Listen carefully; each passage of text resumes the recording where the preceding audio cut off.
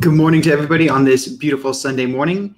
I'm Sean Cecil, and today we're going to talk about the single thing that stops people from finding purpose more than anything else that I've seen. And I've talked to hundreds of people, maybe close to 1,000 people about how to find their purpose. It's what I do. I have conversations every week, and this is the thing that I see get in the way more than anything else. So, what's the answer to that question? It is the scarcity mentality, specifically around money. So a scarcity mentality is when you're sitting there and you're thinking, oh my God, I don't know how I'm going to pay my bills. And you're in that stress over, finances or whatever's going on there. And that just stops you dead in your tracks, because that stress, like, to find purpose, you have to go on this introspective journey. You have to go internally. You have to explore yourself.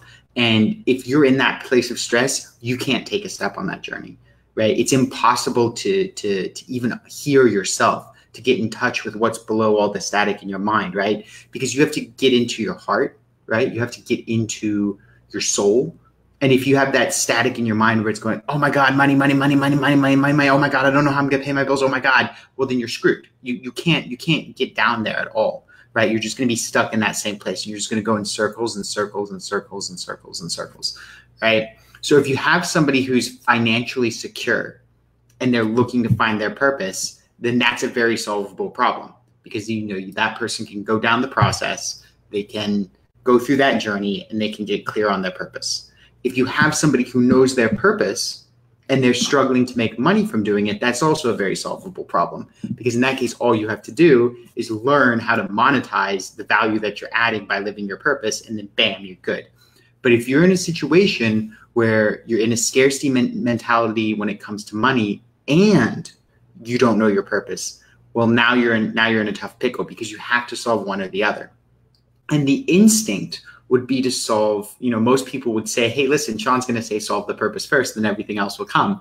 And absolutely, I do believe that ultimately the whole reason we're here is to solve that purpose question for ourselves. But the truth is that you can't actually solve that purpose question when you're in the scarcity mentality. You have to get out of that scarcity mentality before you can ever actually succeed in solving the purpose question.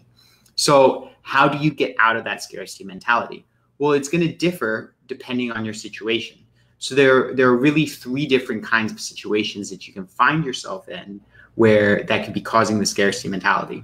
So situation number one is that you are incapable of paying your bills, or you're incapable of, like you're unemployed, you're drawing down your savings, you don't know what you're going to do, that kind of thing. And in that situation, the truth is that you actually do need to go and get a job, any job, right? Obviously, I'm not in favor of jobs that suck, but you have to be able to survive and buy food before you can get to the point where you can actually go and survive the journey to secure your purpose, right? Now, the second situation is if you have enough money, you're saving more than, say, $1,000 a month, but you're still trapped in that scarcity mentality, then that is an internal issue. That's not an external issue.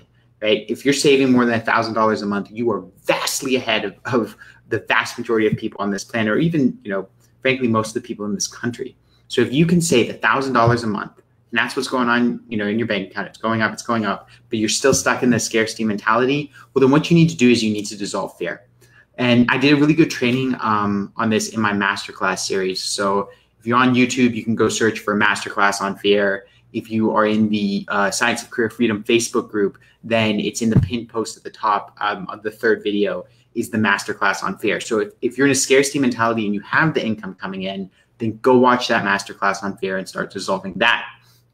Now we get to the third one, which is somewhere in between. So let's say that you had the capability. Theoretically, you could save $1,000 a month, but you're not, because you're spending that money on other stuff to try and, soothe the pain or calm the problem or something like that, which is where a lot of people are, because they may have the income coming in, but because they're stressed out, or because, they're in a job that they hate, because they don't know their purpose, because they're confused, because they're stressed, they'll spend that money, whatever money happens to be in their account, they'll go spend it, right, to try and make that pain go away, which never actually works, right? You cannot spend your way out of unhappiness, right? It doesn't work that way.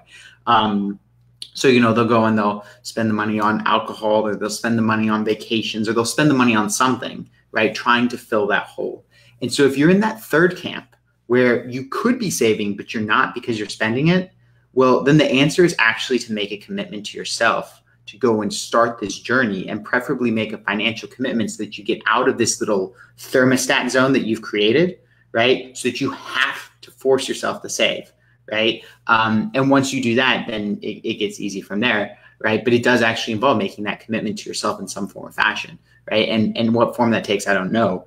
But go and get yourself out of your comfort zone. Get yourself beyond where you're comfortable. Because right now, if you're just hovering in that, well, you could really call it an discomfort zone, right? Because you're in a situation where you're comfortable being uncomfortable. You're in this like fixed discomfort zone. You have to break out of there some way or another, right? And you're very rarely going to be able to do it by, getting a windfall amount of money, because then you'll just spend it anyway. It's like the lottery winners. They just waste all their money, right? So you actually want to go and make a commitment to yourself, and preferably go and enroll in some really expensive personal development course, right? And I don't care if that's with me or with Tony Robbins or with whoever, I don't care, right? But go do something to fix the problem and get out of that comfort zone. So guys, if you are in bucket number 1, where you're not able to pay your bills, well, then at that point, as I said, go get a job. If you're in buckets number 2 or 3 and you're looking to find your purpose, well, then you should definitely talk to me.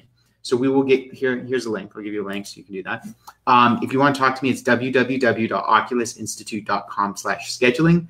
And we'll talk about where you are. We'll talk about what's not working. We'll talk about get as much clarity as we can on where you want to go. And then we'll talk about whether it makes sense for us to work together, or whether something else makes sense. Sometimes, maybe, I don't know, maybe for somebody it makes sense for them to go on a pilgrimage to Tibet or something.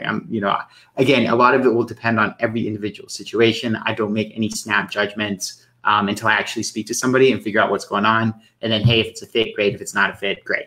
Right? Either way, I want to make sure you guys get the answers you need to go live your purpose, because that's what makes this world a better place. So I'm looking forward to talking to you guys soon, and I'll see you in a couple of days.